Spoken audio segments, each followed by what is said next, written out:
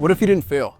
What if you just quit too soon? What if forcing yourself to see it all the way through would actually bring about a degree of success that you never dreamed of? I collect books.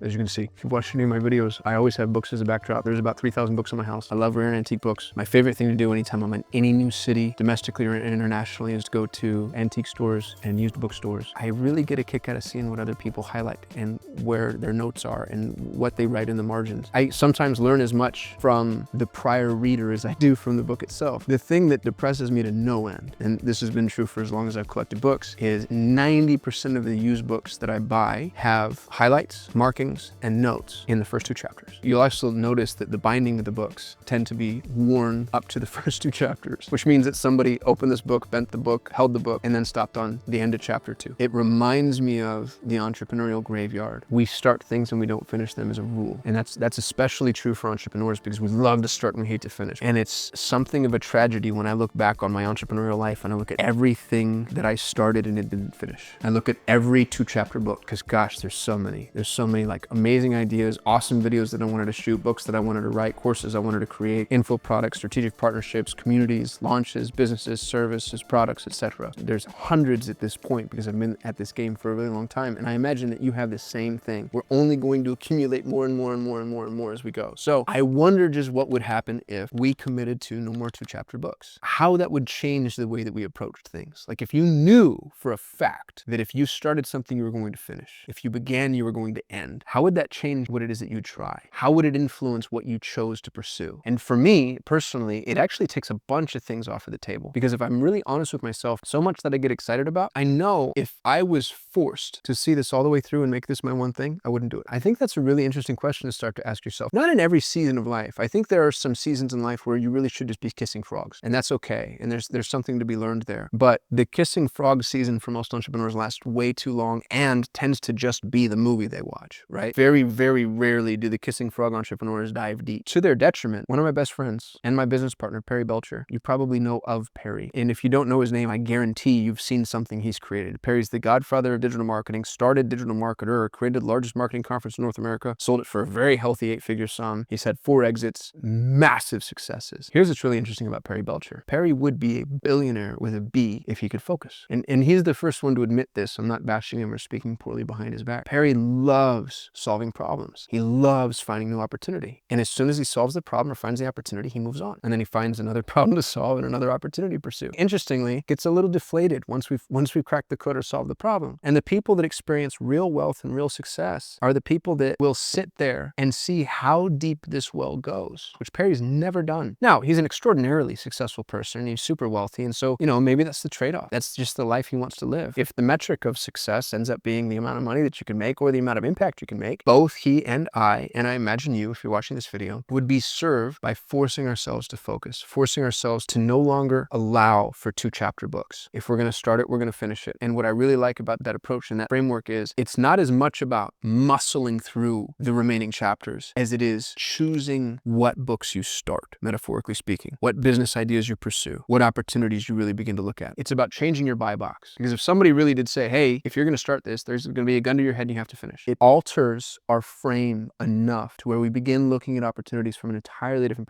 perspective, an entirely different lens and paradigm. Along the journey of an entrepreneur, that's the maturation process. I like to say that I've built 6 multi-million-dollar businesses. What's really funny about that is I've never gotten past 10 million in gross rev. I don't know how. That's why I keep building million-dollar businesses, because as soon as I get to 5, 6, 7, $8 million in revenue, I sell it because it scales beyond my ability to control. So, but what would happen if I really sat down and like muscled through and figured out how to get to 9 figures in revenue? What would the impact on my life be? It feels like an extraordinary growth opportunity, but I'm staying where I'm comfortable. I'm starting a bunch of 2-chapter books just because I like starting businesses and I like pursuing new opportunities. So this isn't me throwing shade at anybody else as much as it is a confession. I think the next big growth opportunity for me is focus. If you're following me along this journey, I imagine that you're probably either there or you're going to find yourself there someday soon. So here's my commitment. No more 2-chapter books. If you're willing to come with me on that, I'd love for you to drop into the comments. Let me know. Who else is down down to be just more selective with what it is that we start and committing to finish. Thank you so much for watching my YouTube channel. If you don't mind, like the video, juice the algorithm, subscribe to the channel if you want to see more, comment if you have questions or other topics you want me to cover,